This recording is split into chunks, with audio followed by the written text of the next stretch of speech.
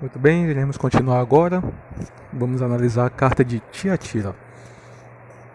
Ao anjo da igreja de Tiatira escreve: Estas coisas diz o Filho de Deus, o que tem os olhos como chama de fogo e os pés semelhante a bronze polido. Conheço as tuas obras e o teu temor e a tua fé e o teu serviço e a perseverança das tuas últimas obras, mais numerosas que as primeiras.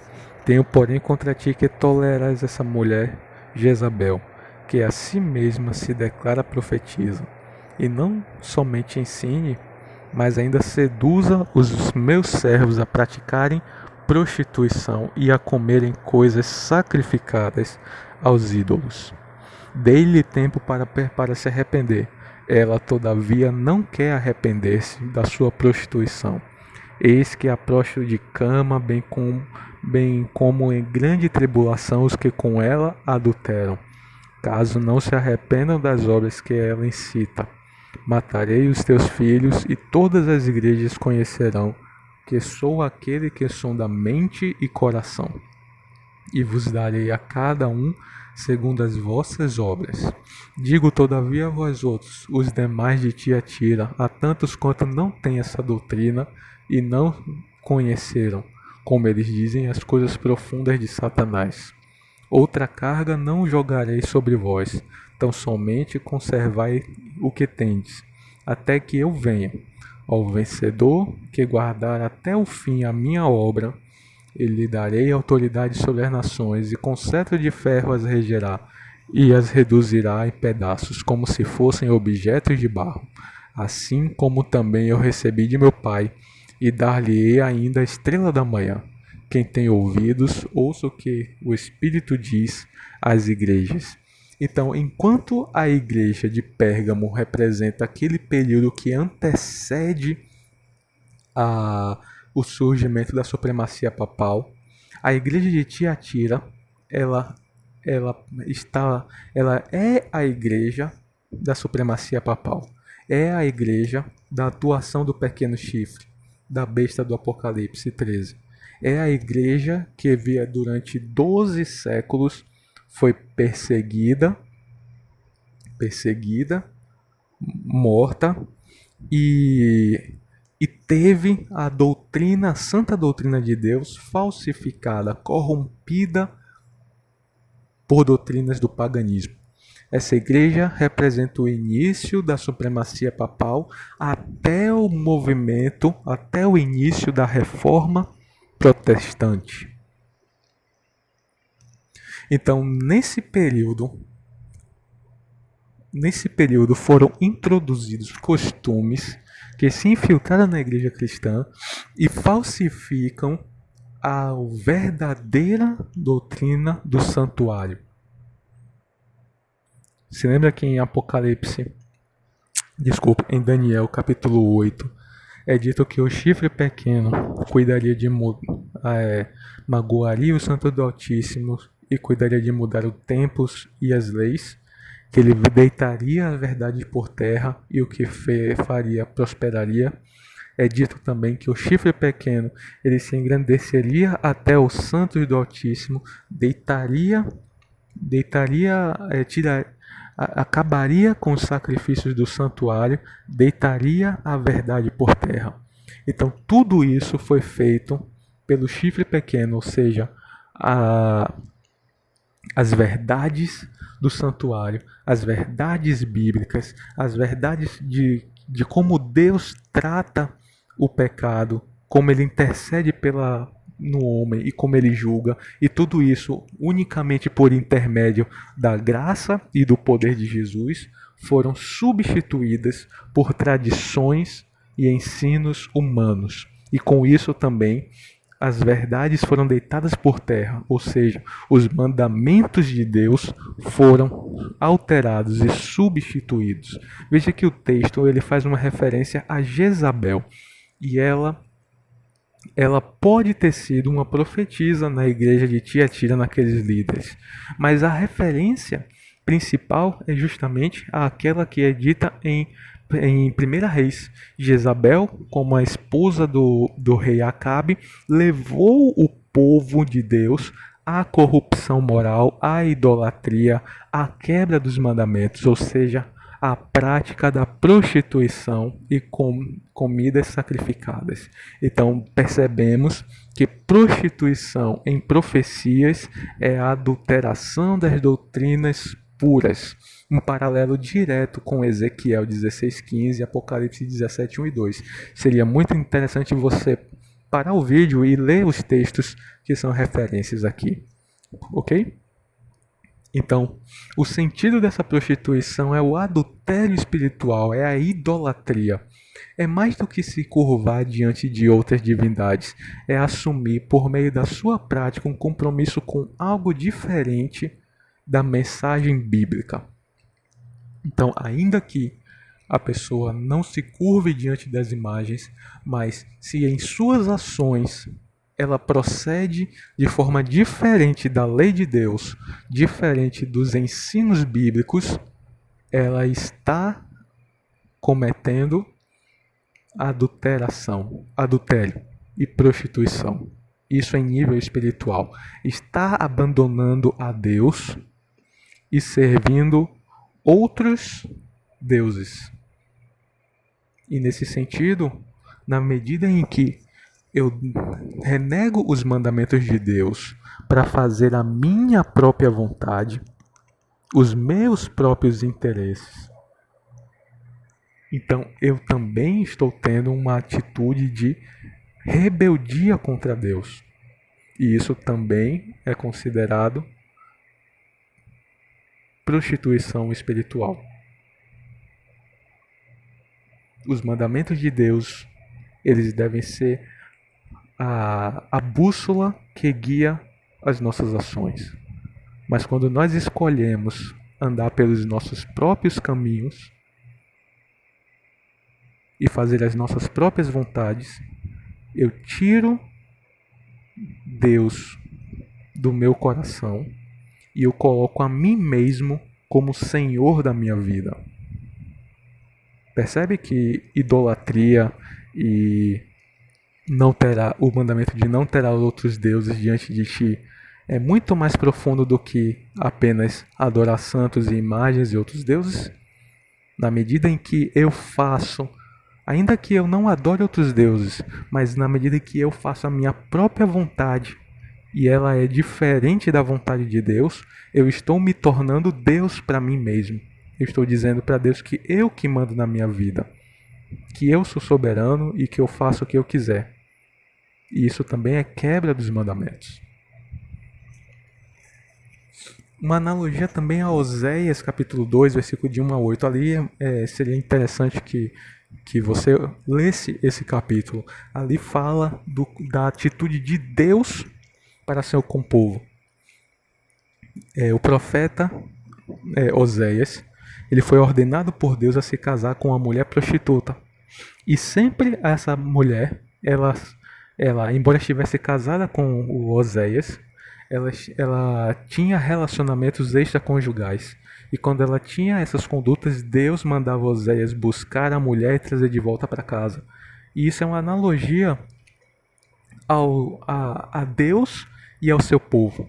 Ainda que seu povo se afaste dos mandamentos de Deus, se afaste de Deus e siga outros deuses e outros caminhos, Deus corre atrás do seu povo e os resgata. E aí os versos 21 e 22. Esse tempo de arrependimento ao qual foi dado para a igreja de Tiatira se arrepender, ele é caracterizado como o período do cristianismo medieval predominante por ser uma referência a um tempo, 2 tempos e metade de um tempo, ou 42 meses, que corresponde a 1260 anos literais. Então, na medida em que a profecia de Daniel, capítulo 8, diz que o chifre pequeno atuaria por 1 tempo, 2 tempos e metade de um tempo, ou 1260 dias, que corresponde a 1260 anos, a atuação do chifre pequeno, também é um período de que Deus deu para que o povo se arrependesse.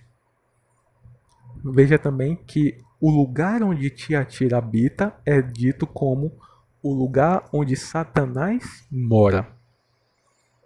Então, os ensinos do chifre pequeno, que nós já identificamos como sendo a supremacia papal, eles são ensinos contrários a Deus.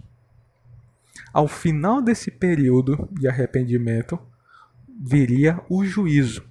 Então, o período que vai até o momento em que o ancião de dias iniciou o juízo dos santos. E isso tem de ocorrer antes do fim da história da humanidade. Então, em concordância com a visão das 2.300 tardes e manhãs, em concordância com a visão de Daniel capítulo 2, Daniel capítulo 8, Daniel capítulo 9, ao final da atuação do chifre pequeno durante 1260 anos, se iniciaria o período de juízo. Nós vimos que, segundo a profecia das 2.300 tardes e manhãs, o juízo se iniciou no ano de 1844. Então, a partir desse ano, Deus julga a humanidade. E isso ocorre antes da volta de Deus, da volta de Jesus. Quando Jesus voltar, sair do santuário, não haverá mais graça. Por quê? Porque ele já julgou todas as pessoas. Ele só vem à terra para dar a recompensa a cada um segundo as suas obras.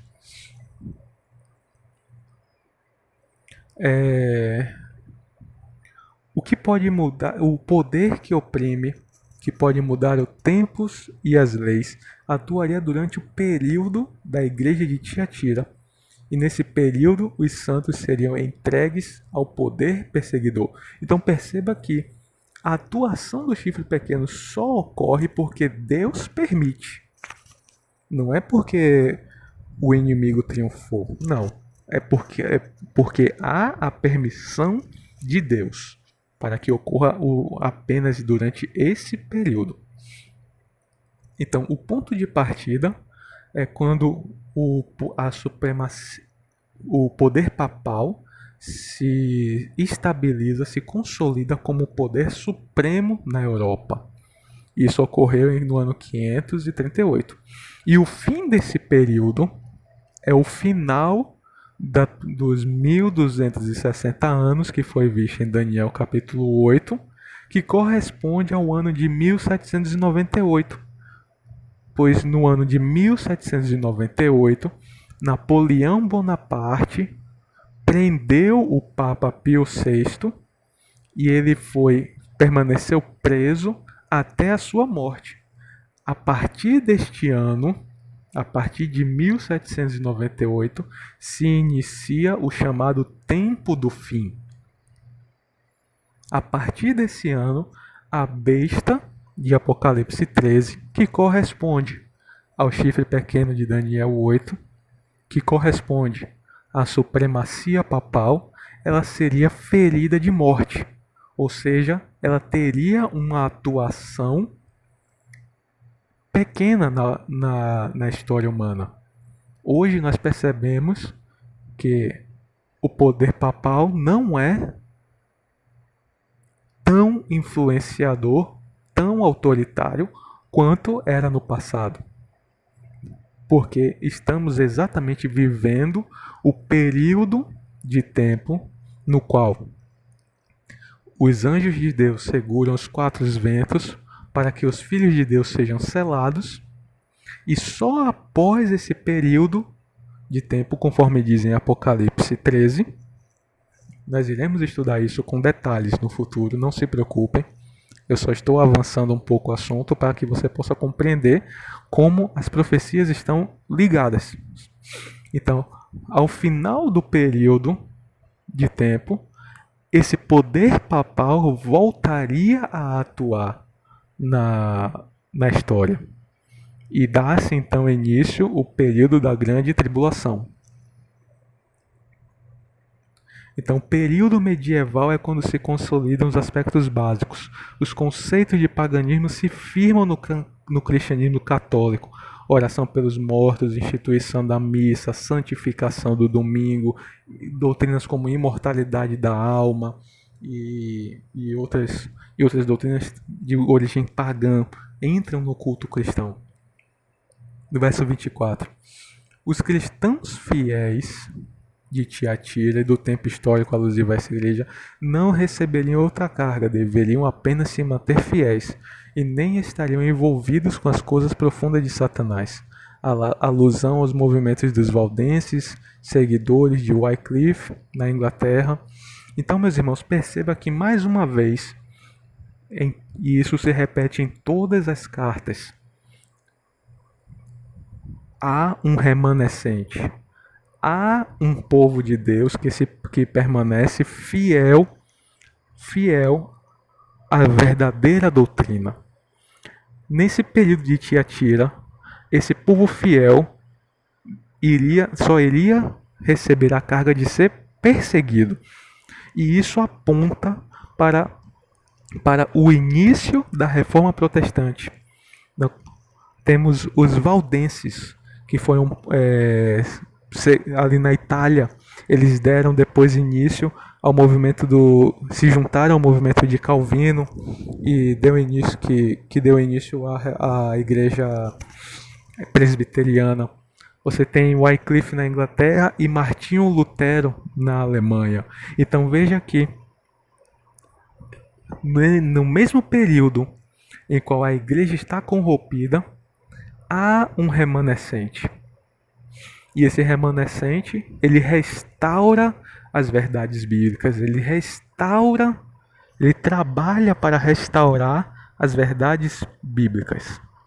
Ele permanece fiel às verdades bíblicas. Então a Tiatira é a igreja do período medieval. A questão central é a igreja da supremacia, que vive durante o período de tempo da supremacia papal. Igreja unida com o Estado. Muito ativa, mas não com o evangelho puro. Embora os fiéis do período tenham feito a sua parte. Ou seja, você tem a atuação forte da igreja, mas ela se afasta do evangelho. Ela é corrompida pela política, corrompida pelo paganismo, pelo secularismo, por crenças populares. Sempre que a igreja, que a religião se une com o Estado, isso é indício de movimentos satânicos. Precisamos ficar muito atentos a isso. Sempre que a igreja se une com movimentos políticos, há por trás um movimento satânico. E nós vamos ver mais à frente como isso se tornará realidade nos nossos dias. O conselho para o remanescente é conservar o que tem, conservar a fé pura, conservar os ensinos de Jesus, pois o remanescente tem a promessa de que eles teriam juízo. Eles não só passariam triunfantes pelo juízo, como eles ainda julgariam os infiéis. A grande promessa para o crente nos dias de hoje não é que ele não vai passar por problemas, que ele não irá ter tribulação nesse mundo. A promessa de Jesus não é que você vai ter um bom emprego, um bom carro, vai conseguir uma boa casa, que vai ficar livre de doenças. Não. A promessa que Deus tem para você, cristão do século XXI, é a mesma que teve para o cristão na época de Tiatira. Se você conservar a palavra de Deus em seu coração e ser fiel às verdadeiras doutrinas da palavra de Deus, você será salvo. Passou da morte para a vida, não entra em julgamento e reinará com Cristo para todo o sempre. Não é maravilhoso isso? que nós possamos aguardar em Deus essa santa promessa, que possamos estar firmados em suas mãos. Oremos ao Senhor. Deus Todo-Poderoso, por favor, faz-nos remanescentes, pilares firmados no teu santuário, âncoras de esperança e justiça, que possamos estar firmados na rocha que é o Senhor Jesus, e assim restaurar as verdades e caminhar em justiça. Escreve os nossos nomes no teu livro da vida, perdoa os nossos pecados, te aceitamos como o único Senhor e Salvador de nossas vidas, o Senhor Jesus Cristo, e é em nome dele, pelos méritos dele, que nós lhe rendemos graças e imploramos a tua salvação e misericórdia, em nome de Jesus. Amém.